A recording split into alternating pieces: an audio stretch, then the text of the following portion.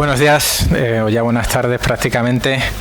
Me han pedido no que sea rápido, sino que sea fugaz, con lo cual prácticamente, como les decía ahora, a nombre DNI del ponente.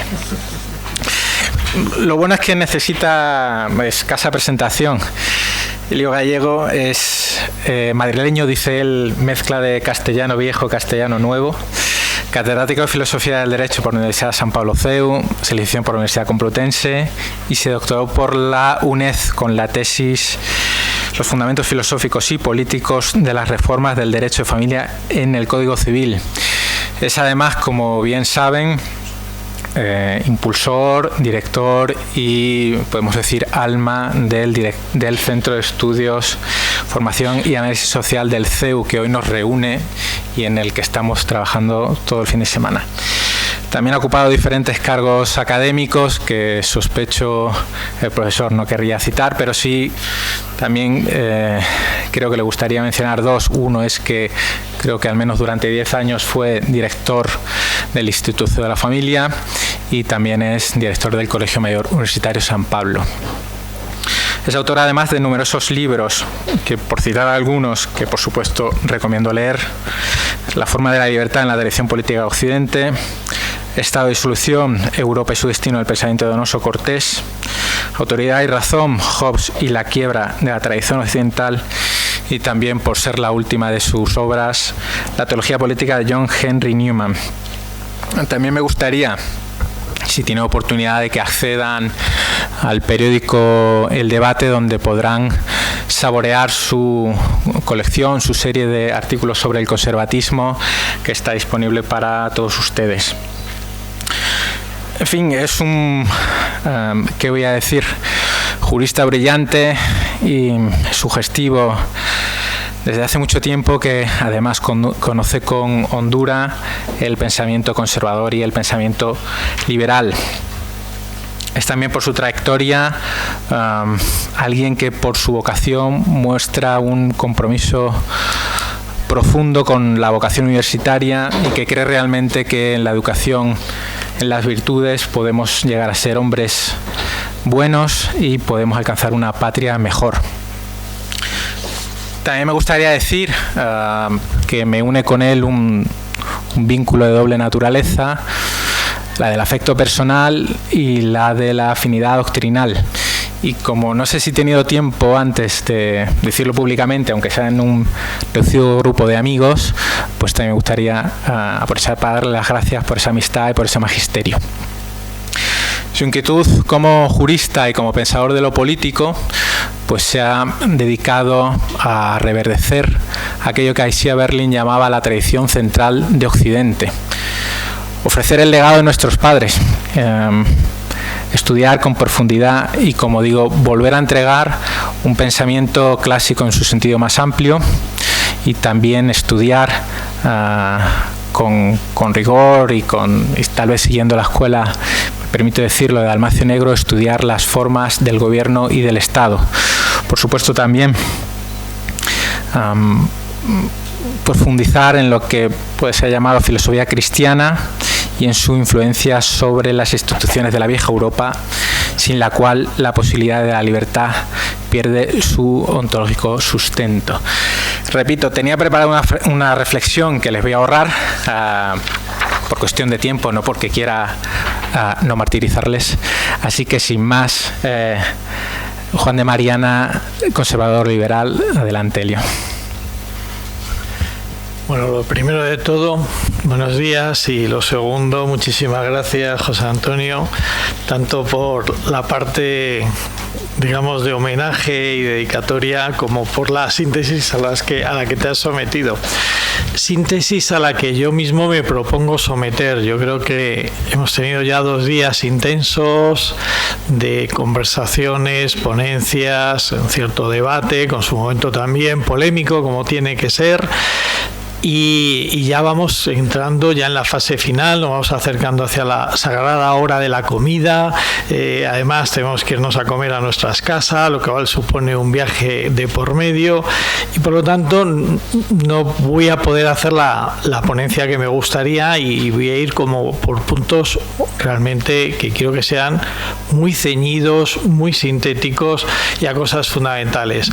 Es verdad, alguien me decía, oye, lo de conservador o liberal tiene un punto polémico. Digo, sí, evidentemente hay una parte que pretende ser provocadora y a la que, a pesar de este anuncio de síntesis y concisión, pues tampoco quiero sustraerme del todo. Decía el profesor Benigno Pendas al principio, en la inauguración de estas jornadas, de esta escuela de liderazgo, de Cefas, que los términos políticos son polisémicos, muchas veces ambiguos, y desde luego los términos conservador y liberal lo son. No solamente son ambiguos, sino que son fluctuantes en el tiempo, evolucionan como en cierto modo todo lo vivo, y solo basta caer en la cuenta, y se señalaba también como liberal significa una cosa en Europa y otra cosa muy distinta en Estados Unidos. Luego, es así, tenemos que tenerlo en cuenta. Y lo mismo cabría decir del término conservador. Con todo, propongo hacer una cierta remisión al origen de estos conceptos para intentar encontrar lo que de verdad, como un elemento sustancial, indeleble, que no pasa, podamos encontrar en ellos de cara a poder entendernos y explicarnos, y en este sentido poder abordar el pensamiento de Juan de Mariana en estos términos, conservador o liberal, sabiendo que estos términos políticos son muy posteriores al pensamiento, la vida y la obra de Juan de Mariana, obviamente. Anunciemos, como ya seguramente sabéis, que estos términos en su sentido político pues nacen en torno a 1820, es decir, en la década de los 20, cuando la revolución liberal, la revolución francesa ha cuajado y te obliga a las personas de su tiempo a posicionarse respecto de a favor, en contra o medio pensionista de algún modo, ¿no? ¿Qué hacemos con esto que ha acontecido, que es de una envergadura extraordinaria, y cómo nos posicionamos ante ello? No solamente eso, sino que evidentemente la Revolución Francesa crea un nuevo espacio público, inaugura una época que yo entiendo que todavía es la nuestra, de ahí la vigencia de estos términos, donde nacen otras ideologías o ismos, como puede ser, por ejemplo, el socialismo, que también es de la misma época. El nacionalismo, en cambio, tendremos que esperar todavía algunas décadas para que surja. Bien, consciente, por lo tanto, de que llevar estas categorías al padre Juan de Mariana implica una dificultad, dicho lo cual, voy a intentar justificar por qué, porque este pensamiento, que es muy propio de finales del 16 y principios del 17, sin embargo, piden de nosotros una clarificación en estos términos. Y más cuando, de hecho, es un debate que está planteado en el presente, cuando una institución prestigiosa o una fundación como el Instituto Juan de Mariana, declarado corte liberal o libertario, pues hace una reivindicación, y no solo. Curiosamente, la reivindicación de Juan de Mariana por parte de sectores o pensadores liberales es antigua, viene de lejos, y por lo tanto tampoco el Instituto de Juan de Mariana, por decir algo muy simbólico, muy conocido, está haciendo algo, está innovando completamente. En cierto modo, el propio Juan de Mariana ya fue reivindicado por Pi y Margall, y en fin, y hay más precedentes. Por lo tanto, querría ahora decir qué significaría en ese origen postrevolucionario de cuando nace lo conservador, que sobre todo nace con este carácter político en Francia, en una publicación periódica promovida por Chateaubriand, que se titula Le Conservateur, qué quiere decir lo conservador ahí, y por contraposición también qué quiere decir lo liberal, tal y como fue acuñado este término en su connotación política, especialmente por los doceañistas, es decir, aquellos que hicieron la Constitución de Cádiz. Yendo con lo primero, con el término conservador, alude esencialmente a un modo de entender la vida, al hombre, la sociedad política, la realidad, bajo el principio de la herencia, bajo el principio hereditario. Las cosas son recibidas, son transmitidas de generación en generación, y pide a cada generación acogerlas, cuidarlas, mejorarlas, hacerlas crecer, para a su vez transmitirlo a la siguiente generación. Este principio hereditario, en cierto modo una ley de sucesión, pero no solo en términos de la corona, define este modo de entender la vida. El hombre siempre es un receptor. El hombre está sujeto, por decirlo de alguna manera, a una herencia que le es vinculante, a un mundo que le es dado, que se le hace presente como comunicación, como un bien, como un don, que tiene que acoger, recibir, como digo, para poder transmitir. El hombre en este sentido está obligado a esto que recibe como un bien.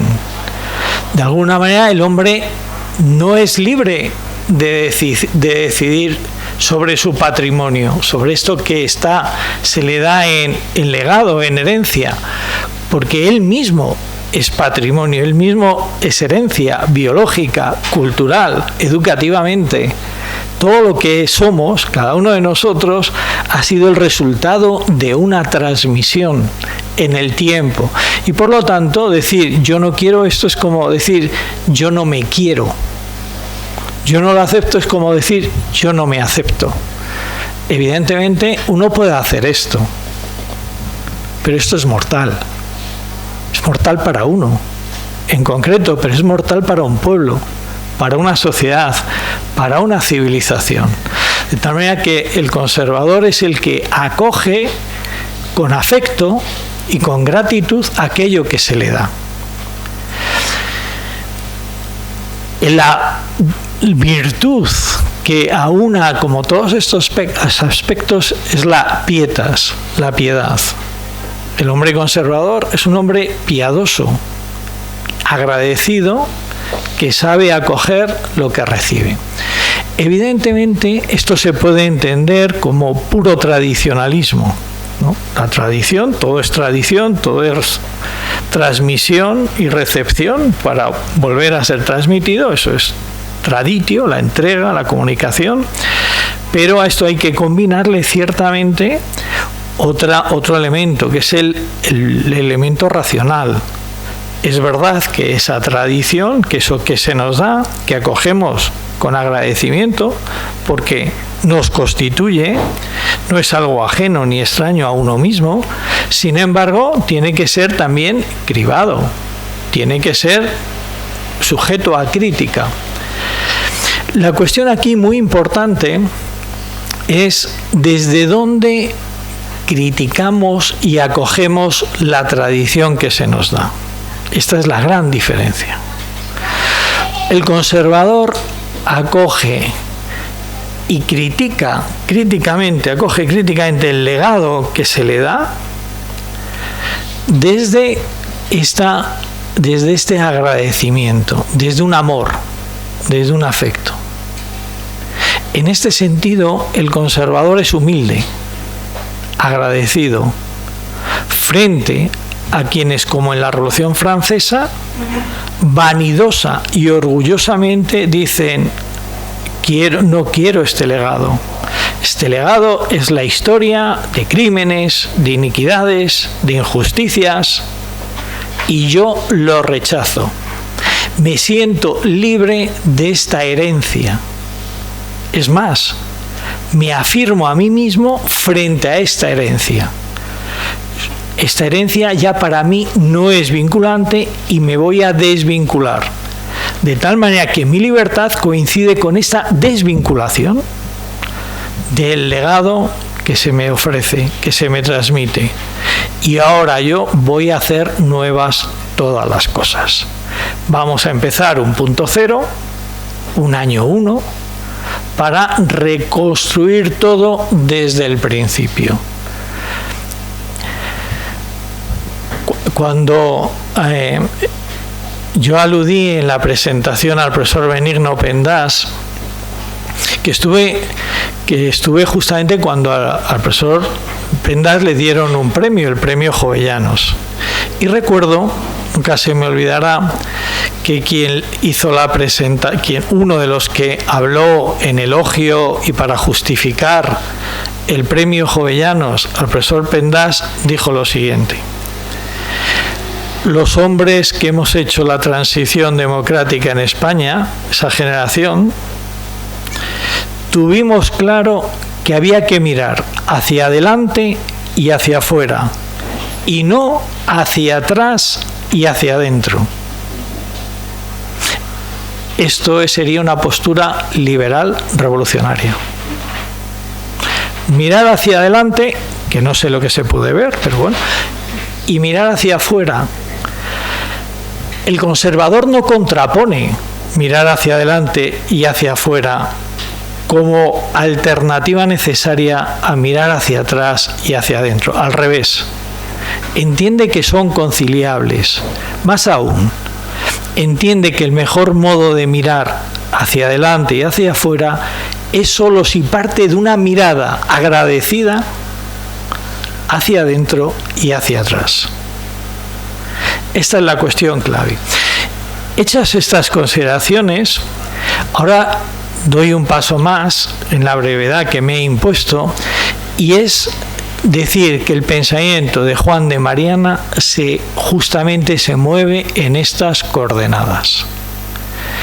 El padre Juan de Mariana se sabe heredero de una constitución, de un modelo político, religioso, valioso, no valioso, valiosísimo, valiosísimo. Y justamente porque es valiosísimo es que hay que cuidarlo, hay que mejorarlo. Y aquí viene el aspecto crítico. Nadie tan crítico en su tiempo y tan valientemente crítico como el padre Juan de Mariana. Nadie como él tan insobornable. Nadie tan como él capaz de decirle a los poderosos cuánto estaban corrompiendo ese maravilloso legado que habían recibido. Tenemos todo el proceso de su encarcelamiento, todas las acusaciones que merecerían no una conferencia, un curso, como le acusan de no reconocer la soberanía del rey, es decir, pero en el fondo le acusan de su honestidad y de entender que la lealtad hacia el rey y hacia lo que se ha recibido pasa justamente por su condición crítica, muy crítica, pero la cuestión clave es desde dónde la hacía. Desde luego el padre Mariana la hacía desde el amor, desde un amor profundo a una España que no por casualidad para Mariana, sino por un designio muy providencial, había llevado la luz de la fe a más de medio mundo, y de la fe y de la civilización a más de medio mundo. Si fallaba, él entendía, fallaban las personas y las instituciones a la hora de ser merecedores de este legado, era mucho lo que se iba a perder. ¿En qué consistía este legado? Vamos a intentar identificar esta constitución histórica, porque justamente lo que define a un conservador es que cree que hay una constitución histórica, que hay una constitución, en palabras de Oreste Brownson, providencial, que las cosas ya nacen con una cierta prefiguración de lo que es. Si existe la nación, si existe el reino, es porque ya tiene su constitución. antes de estar escrita, antes de ser desarrollada. Lógicamente tendrá que crecer, tendrá que desplegarse, pero ya en el origen, y todos los que somos padres vemos en un niño pequeño cómo tiene su personalidad, su constitución, su carácter. Es importante identificarlo, reconocerla, porque así sabemos qué es lo adecuado, qué es lo correspondiente a ese país, a esa constitución y a ese orden, a esa comunidad política. Pues bien, primer elemento del legado para el padre Mariana, sin duda, es la fe de los mayores, es la fe católica y la unidad religiosa. Esto para Mariana es el primer principio, es lo más fundamental, el tesoro más grande que se le ha dado a España desde que viniera Santiago. De hecho, uno de los escritos del padre Mariana es justamente probar, demostrar, justificar, argumentar la venida del apóstol a nuestras tierras. Esto es la primera riqueza. Hay que cuidarla, hay que preservarla. Otra cosa sería, y una vez que la hemos perdido, ¿qué? Pero en principio, pongámonos en su tiempo, hay que pensar históricamente, pongámonos en su tiempo, en el contexto de las guerras de religión, de la gran ruptura de la cristiandad, lo primero que hay que cuidar, no ya el rey, que por supuesto, pero todos, es ese patrimonio de unidad religiosa que se había formado a lo largo de los siglos. Segundo elemento fundamental de esta constitución interna, histórica o providencial para Juan de Mariana. Lex facit regem. La ley hace al rey. Podría ser lo contrario. Algunos pensadores lo planteaban al revés. Rex facit legem. El rey hace la ley. Para Mariana no. Para Mariana no. Para Mariana es la ley la que hace al rey. Ahora, ¿qué ley? La ley fundamental, esa ley constitutiva, esa ley interna, intrínseca, con la que se ha formado España y que constituye España.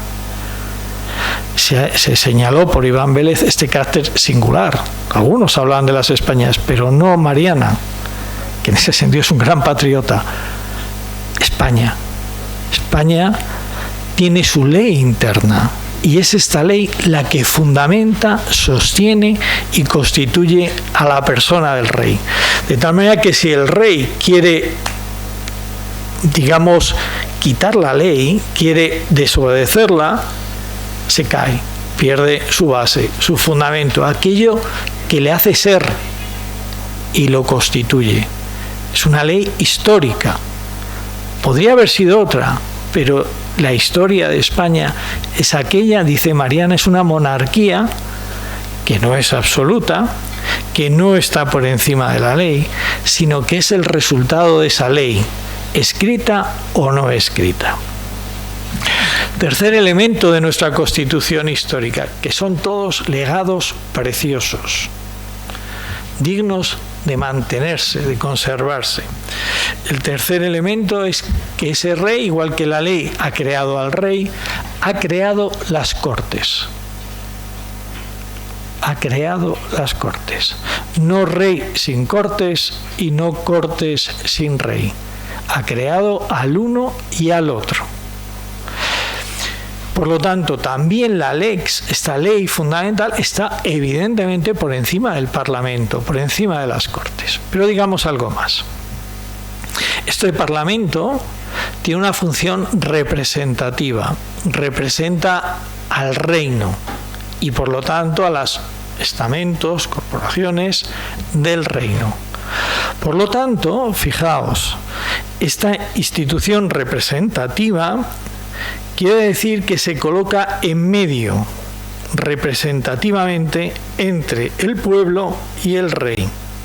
Entre el pueblo y el rey hay una realidad intermedia que se llaman las Cortes. Por lo tanto, la estructura de la representación en esta Constitución histórica nunca es bimembre, sino trimembre. no solamente hay representados, el pueblo, y representantes, las cortes, sino que está el rey. O dicho de otra manera, las cortes son representación del reino y del pueblo frente al rey. Frente al rey. ¿Cuál será el problema de la Revolución Francesa? Cuando la representación popular del pueblo y de los estamentos se constituya en poder. De tal manera que ya no va a ser una representación de la sociedad o del reino frente al poder, sino que ese parlamento va a decir ahora, yo soy el poder, yo soy la soberanía o la sede de la soberanía. Esto es una perversión, porque si el parlamento se constituye en la sede de la soberanía y por lo tanto en la sede del poder, ¿quién va a representar al pueblo frente al poder? Si la representación se ha convertido en poder. El hecho, y esto tiene una consecuencia inmediata, pero inmediata. De hecho, no es por casualidad, tiene una lógica interna. Si, como dice el artículo 66.2 de nuestra Constitución vigente, las Cortes Generales son un poder legislativo del Estado, forman parte del poder del Estado, son un órgano del Estado, ¿quién nos va a representar, a defender frente a la ambición fiscal y tributaria del Estado? Estamos sin representantes, porque aquellos que deberían ser nuestros representantes frente al poder se han convertido en Estado, se han convertido en soberanos, se han convertido en poder. Para la época de Juan de Mariana, las Cortes es una asamblea de contribuyentes y representan a los contribuyentes para decirle al poder, no, un momento, primero, el dinero es nuestro, respeto sagrado a nuestra propiedad, respeto sagrado a lo que es de cada uno. Y ahora, como somos súbditos leales de Su Majestad, pídanos Su Majestad a ver qué necesita. Vamos a negociarlo, el pactismo del que hablaba el profesor Mini, vamos a negociarlo, vamos a parlamentar y vamos a fiscalizar en qué va a gastar usted el dinero. Porque es una concesión que le hacemos. Hay un deber moral, de lealtad, de contribuir, pero no es un cheque en blanco, no es simplemente, digamos, una transferencia indeterminada y sin una finalidad concreta para que el poder disponga de nuestro dinero a su antojo o como quiera. Por lo tanto, rey, podríamos decir en este sentido, rey en parlamento, pero ciertamente pueblo, parlamento, cortes, rey. Siempre esta estructura trimembre.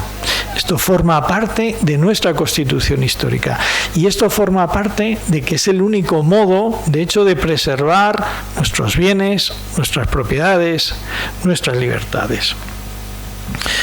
Voy a decir algo también de la teología política de Juan de Mariana, que es un poco complicado, pero no me resisto a decirlo. ¿Por qué?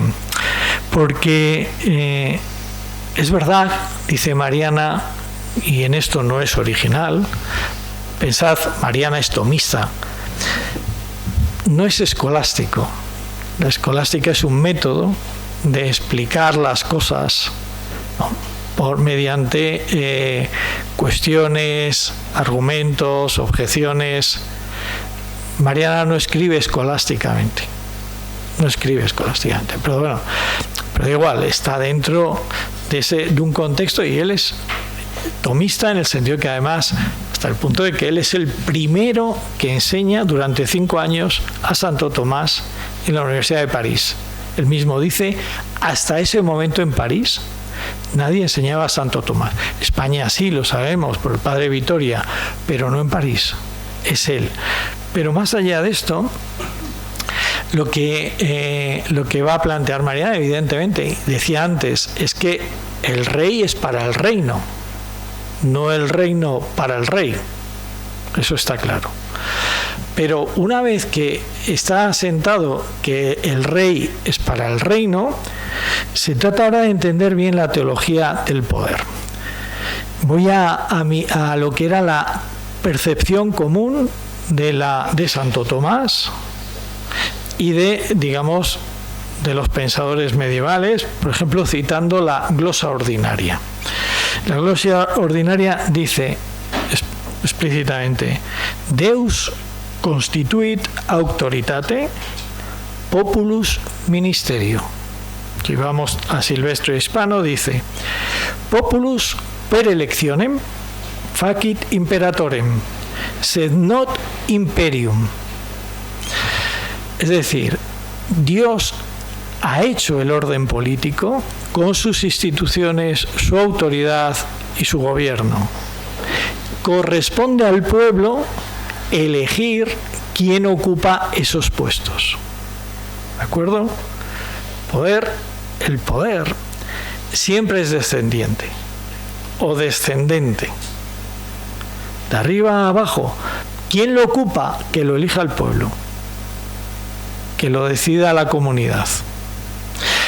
En este sentido, yo creo que es Francisco Suárez el que introduce un cambio cuando dice: no, Dios se lo da a los hombres y los hombres se lo transfieren al gobernante.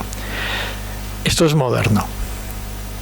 Entonces, a veces agrupamos a Juan de Mariana y a Suárez en el mismo tándem, pero no es correcto. Podemos decir, parece que es lo mismo, pero no es exactamente lo mismo. No sé si esta parte a lo mejor merecería ulteriores desarrollos o matizaciones, pero no podemos. En fin, la tesis de Mariana es, en este sentido, es la tesis que podríamos decir conservadora. Me ha gustado mucho cuando el modo de argumentar de Mariana, de hecho, no es en cierto modo tan escolástico como el del profesor Mini, como a partir de una idea, de un principio. Mariana, junto a su formación teológica y que es teólogo, es sobre todo historiador. De tal manera que cuando argumenta los principios políticos lo hace históricamente. Pero, muy de acuerdo con lo que decía el profesor Mini, la clave es la experiencia. Lo hace, por lo tanto, desde la experiencia. El pensamiento conservador, en este sentido, del padre Mariana y de luego lo que tomó conciencia política después de la Revolución, podría resumirse en esto: en la primacía de la experiencia sobre el experimento.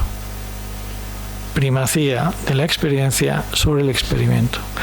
En cambio, el revolucionario es el que claramente apuesta por el experimento frente a la experiencia. Y ahí la virtud fundamental es clara: la prudencia. La prudencia política, la prudencia gubernativa, en términos de Santo Tomás, que es el donde coincide justamente la experiencia, la tradición, pero también con la inteligencia de las cosas. No tradición sin razón, pero tampoco razón sin tradición. ¿Por qué? Porque la experiencia, y ahora parafraseo a Pascal, la experiencia nos dice que la tradición tiene razones que la razón no entiende. No que sea irracional, pero puede tener razones que la razón no entiende. La razón individual e incluso la razón de toda una generación que ha podido volverse loca. Una generación puede dejar de entender las razones por las que Cataluña es España. Puede enloquecer. Pero ahí está lo que Chesterton llamaba la democracia de los muertos. El peso de las generaciones diciendo, muchas generaciones, durante muchos siglos, Cataluña es España. No tenéis derecho a decidir la realidad de las cosas. Pero dicho lo cual, y ahora voy a la otra parte de la balanza. El profesor Mini ha puesto un ejemplo muy interesante con Tomás Mieres, el autor bajo medieval que estudió. Los malos usos, las cosas se corrompen, las tradiciones se pierden, se desvirtúan. Claro que estamos llenos de malos usos. Claro que hay que aplicar la razón y encontrar la verdad de las cosas. Una tradición, cuando es contraria a la razón y al derecho natural, hay que quitarla. No, en este sentido, no sería, de hecho, parte del legado, parte de ese patrimonio histórico que recibimos, sino aquella parte del patrimonio histórico que se ha echado a perder, que se ha corrompido, y es necesario que cada generación piadosamente, agradecidamente, tome ese legado para volverlo a encontrar, para darle otra vez su brillo, su lustre, hacerlo crecer, hacerlo revivir en la medida de lo posible. Y eso es lo que hizo el Padre Mariana. Padre Mariana recibe un legado, una constitución histórica, pero descubre con dolor que se ha corrompido en gran medida, que hay corruptores, porque las cosas no se corrompen solas.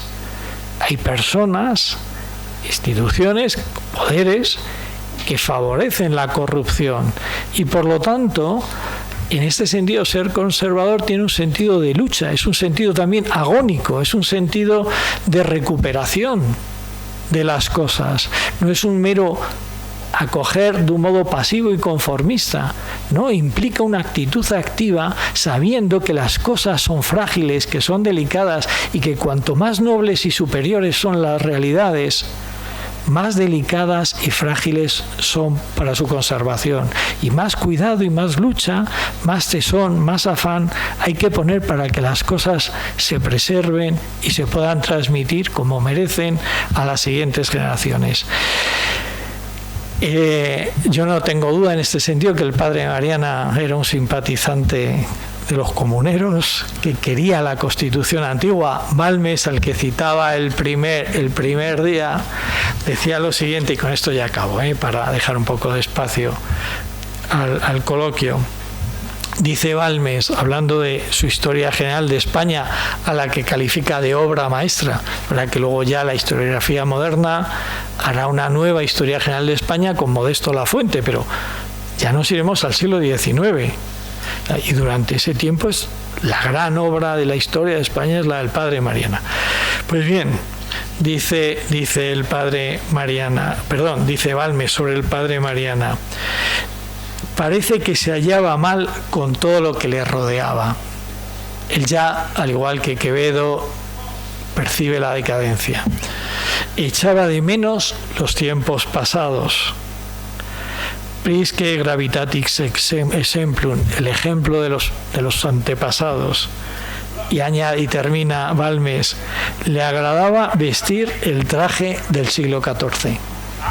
Como vieres, ¿no? El traje del siglo XIV, que modélicamente supone este equilibrio de nuestra constitución histórica de rey en Cortes. Muchísimas gracias.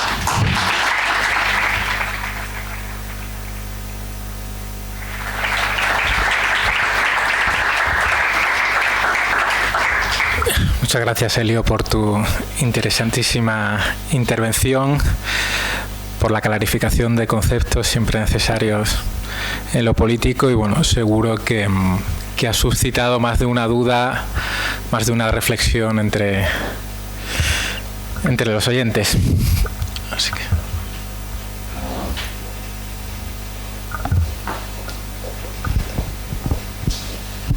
Pues lo primero de todo, muchas gracias, Elio, por tu ponencia. Sabes que estas cosas ya las hemos tratado en la universidad, así que me gustaría ponerte dos preguntas que son un poco contradictorias, vienen de distintos frentes, puesto que, por un lado, si la Constitución histórica se identifica con estas características de religión, rey y parlamento, esto no solo es para España, todos los pueblos de la cristiandad también. Entonces, ¿qué nos distingue a nosotros de decir, bueno, claro, es que Francia también lo tenía, Inglaterra también lo tenía, anda que lo que es el parlamento francés e inglés? Y por la parte contraria, que si vemos nuestra historia, pues después de perder las cortes que tenía, a ver, esto es en todo lo contrario. Si por un lado he criticado cierto esencialismo, ahora a lo más Sánchez Albornoz posible. Si España estuvo sin parlamento desde la caída del reino de los godos hasta su restitución en León, si ha estado con una unidad política perdida que no se logra desde la caída del reino de los godos hasta Felipe II, y aún así se vuelve a perder y seguimos la nación española dividida en España, Portugal, Andorra, Gibraltar y las conquistas de los franceses. Todo, pues, incluso el norte de África, si nos ponemos un poco más irredentistas. Pues todas esas características, por un lado, ¿qué hay ahí de lo que nos concreta? Y por otro lado, ¿cómo existe? ¿Cómo lo podemos reconocer? Porque ha habido otros momentos en la historia en que eso pues, se ha perdido, y es más, cualquier elemento en la historia se ha podido ver bastante debilitado, como vemos. Bueno, sobre la primera pregunta, Ángel, lo que se me ocurriría decirte es que ciertamente todos los pueblos europeos, incluso luego por extensión podríamos decir Occidente, tienen un aire de familia y tienen constituciones familiares, en este sentido, digamos, con vínculos históricos, religiosos, compartidos. En cierto modo, si me permitís una imagen banal, es como si todos aquí fuéramos evidentemente de corbata, de chaqueta y corbata. Todos iríamos de traje, todos en cierto modo vamos igual de vestidos, pero es obvio, perdona el ejemplo que deja a las mujeres fuera, pero es que en el hombre es más fácil de ejemplificar. Todos iríamos como igualmente vestidos, pero cada uno llevaría su traje. No coincidiría el color de la corbata, no coincidiría exactamente el diseño, la tela, cómo nos queda, ni siquiera el tamaño, etcétera. Cada traje tendría su singularidad y su diferencia. Esto, digamos, pasó en la Edad Media. Fijaos, hay un ejemplo de historia del arte muy curioso, el gótico. Nadie dijo que había que llevar el arte gótico desde Estocolmo a Sevilla. Y hay muchos góticos en función del país y en función del momento histórico. No es lo mismo de los primeros góticos ahí en el norte de Francia que luego pues el gótico, yo qué sé, isabelino de San Juan de los Reyes. Pero todo es gótico. En cierto modo, todas las constituciones históricas europeas son góticas. Igual que se aceptó de un modo no planificado que el gótico fuese la expresión lógica, como natural, de, digamos, un modo de sentir la fe, las cosas, la realidad, la piedra, la luz. De igual manera, todos los países europeos adoptaron su constitución gótica, de rey en parlamento, con muchas variantes, con muchas singularidades, pero es verdad. Todos teníamos aire de familia en la Edad Media, de un modo no planificado. Y en cuanto a lo que dices, ciertamente yo creo que tenemos un desafío de pensar históricamente, o sea, de cómo las circunstancias van definiendo, las circunstancias históricas, los momentos históricos van definiendo nuestro devenir y cómo esa constitución histórica se puede vivir. Pero yo creo que ahí hay siempre como una tensión entre lo permanente y lo cambiante, en la que nos perderíamos si descuidamos uno de los dos polos, lo permanente y lo cambiante. Siempre están los dos. Y evidentemente habrá momentos en que pueda haber más esplendor, momentos de oscurecimiento, de decadencia, de aparente pérdida, pero siempre estaremos en disposición de buscar. Por favor, voy a decir algo que espero que no parezca blasfemo. ¿Recordáis cuando a Jesús, a Cristo, se le plantea la cuestión del divorcio? Y se le dice, no le está permitido al hombre dejar a su mujer, ni a la mujer al hombre. Dice, hombre, pero Moisés nos dio una ley de repudio. Así que Moisés no lo ha permitido. Y Cristo dice, ya, pero en el principio no fue así. En cierto modo, por analogía, podemos perder el Parlamento, podemos perder el rey, lo que sea, pero siempre nos quedará el decir, ya, idealmente, pero en el principio no fue así, ¿eh? Y este principio no es solo un principio de lo que estuvo en el tiempo, al principio del tiempo, que eso no significa nada, sino que aquí la palabra principio tiene un carácter transtemporal, por decirlo de alguna manera. El principio es lo constitutivo, lo que sigue haciendo que las cosas sean como son y no de otra manera. De tal manera que siempre será verdad que cuando en España traicionamos nuestra constitución histórica, somos menos España, hasta el punto de que incluso podemos disolvernos. Porque la verdad del principio sigue siendo verdad hoy, aquí, ahora. O por lo tanto, hay una lealtad hacia la verdad del principio originaria, o la alternativa es la desintegración, la pérdida. Es como si alguien, pues eso, cae en un momento, tiene Alzheimer, ha perdido la memoria, ya no sabe quién es, y puede ocurrirnos, puede ser una cosa temporal, coyuntural. Esperemos que a nosotros sea coyuntural y temporal, y no de un modo irreversible y crónico. Pero ciertamente la cuestión decisiva, políticamente decisiva, es el conócete a ti mismo, pero llevado a la política.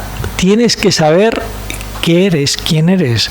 ¿Recordáis a San Juan Pablo II, tanto en Santiago de Compostela como en Madrid, diciendo, recuerda quién eres, recupera tus raíces? Porque la alternativa a esto es la nada, es la muerte. La salvación solo puede ser un acto de memoria y de recuperación de la razón, de aquello que nos hizo ser, aunque sea una razón histórica que se despliega en el tiempo. Pero no es solo historia, no es solo tiempo. Es la irrupción de una realidad que ciertamente se hace de historia y de tiempo, pero es más que tiempo e historia.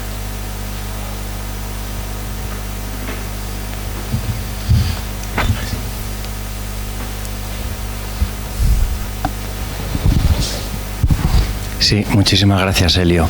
Yo me preguntaba, volviendo un poco al título de la conferencia, ¿no? Juan de Mariana, conservador o liberal, podríamos decir que, con el riesgo de trasplantar categorías, digamos, que no eran de su época, ¿no? Que, como hemos dicho, era tomista, justnaturalista, etcétera, podríamos decir que desde un punto de vista social o político, sí se le puede poner esta etiqueta de conservador en cuanto no límites estrictos al poder político, etcétera, y en cuanto desde el punto de vista económico, por su defensa de la propiedad privada, la estabilidad presupuestaria, toda su teoría, ¿no?, de los monopolios y todo esto, sí podría ser liberal, es decir, esta doble etiqueta.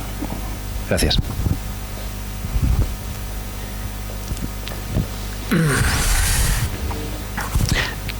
Volviendo a la ambigüedad de lo liberal, no lo he dicho, pero que es quien es maestro común de que muchos de los que estamos aquí es Dalmacio Negro, que se autodefine liberal. Para Dalmacio Negro, liberal es aquel que se adhiere a la tradición del gobierno limitado. Pues habría que decir que Juan Mariana es un ultraliberal. O sea, si liberalismo es eso, Mariana es muy liberal. Y muy liberal, evidentemente, el gobierno limitado, muy referido a, digamos, en relación ciertamente al tema fiscal. El tema fiscal es decisivo. Pero sobre el tema fiscal yo querría decir una cosa. No se trata solo de más o menos impuestos, que también, sino de una concepción de que el poder, en tanto que poder, no puede quitarte lo que es tuyo. Así, sin más. No puede. Ni poco ni mucho. Sin representación o consentimiento personal. Esto es un principio, el clásico, ya no sale en inglés, ¿no? No taxation without representation. Bueno, esto es permitidme la expresión, esto es un dogma de fe.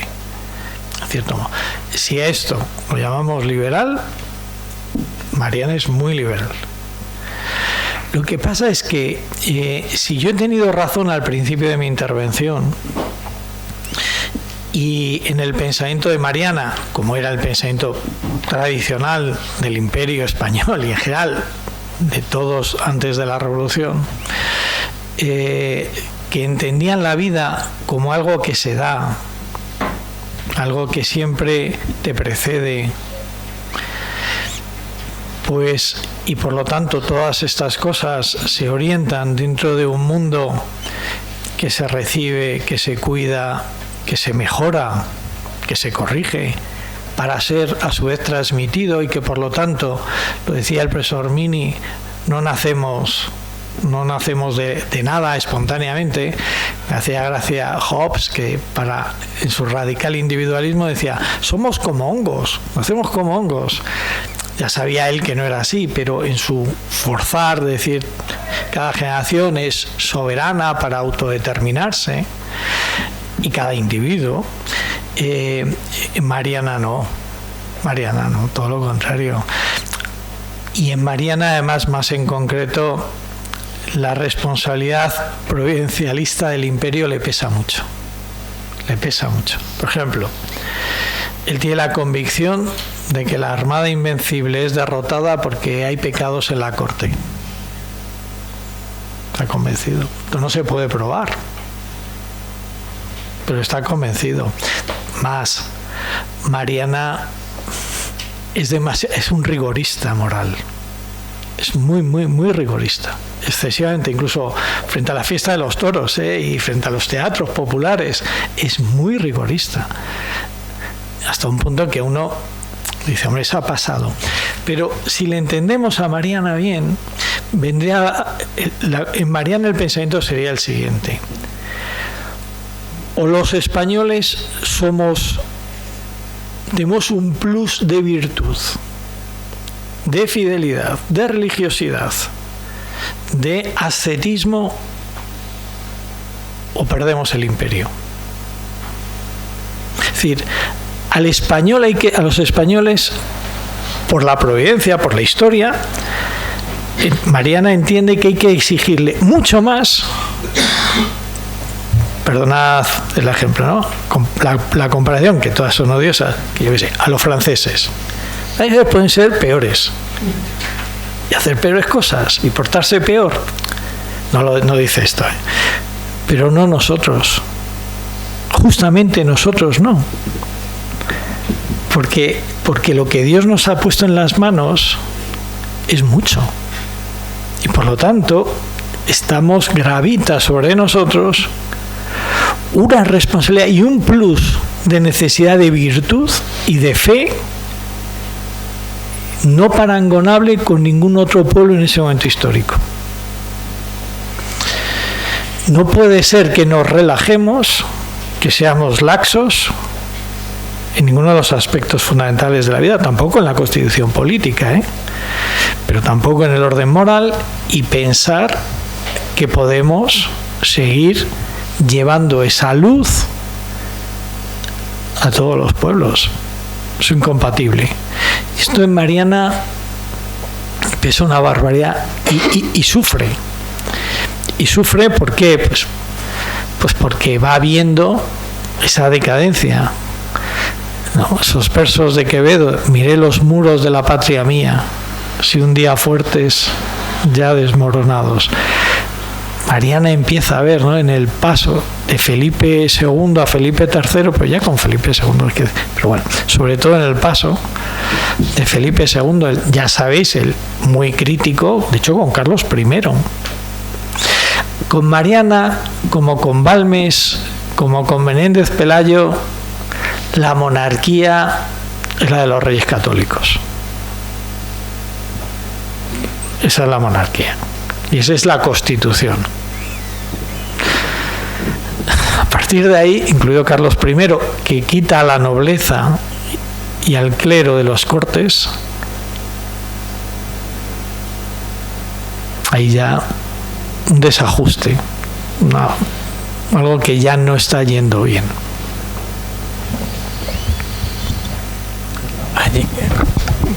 Vamos a hacer la última pregunta. A ver qué. Sí. Gracias, bueno, creo que es un poco breve, pero muchísimas gracias por la conferencia. Simplemente, yendo a esto de que en el principio no fue así, ¿no? Que hay un momento constitutivo, pues esto que nosotros acogemos y que agradecemos, ¿no?, y todo esto que estamos hablando, pues quería saber, desde tu opinión, pues cuál es ese principio, ¿no? ¿Cuál es ese momento constitutivo en España? Porque creo que hay muchos momentos clave y no sé, bueno, quería saber tu opinión. Sí, yo creo que hay dos momentos claves históricamente. Siempre se simplifica algo, pero un momento clave es el Tercer Concilio de Toledo. Tercer Concilio de Toledo, 589, cuando, digamos, se hace la unidad religiosa católica de España, que a su vez implica la unidad racial entre la población goda, visigoda, y los hispanorromanos. Hasta ese momento eran dos pueblos que coexistían. A partir de ese momento es un solo pueblo.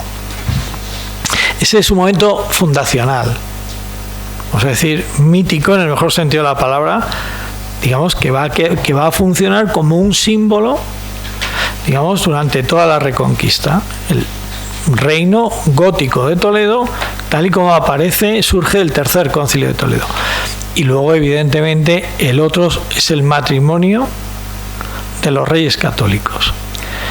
De tal manera que si los Estados Unidos pueden hablar de los padres fundadores, nosotros tenemos unos padres muy, muy identificados, que además son hombre y mujer: Castilla y Aragón. Los Reyes Católicos son los padres fundadores de la nacionalidad española. Vamos a decir, si queréis, de la España moderna. Como decía Iván Vélez, de la España política, ya no solo histórica, moderna. Y por lo tanto hay que atender a ese momento fundacional. Ya sabéis que ellos, los Reyes Católicos, son un momento fundacional, pero justamente por este sentido de la transmisión, de la herencia, ellos se ven a sí mismos como los culminadores de una restauración que viene de la monarquía gótica. Pero de hecho son padres fundadores de la España moderna. Vamos a cerrar ya la intervención, esta ponencia del profesor Gallego. Darle las gracias por su intervención. No sé, ya hay que cerrar un poco el curso.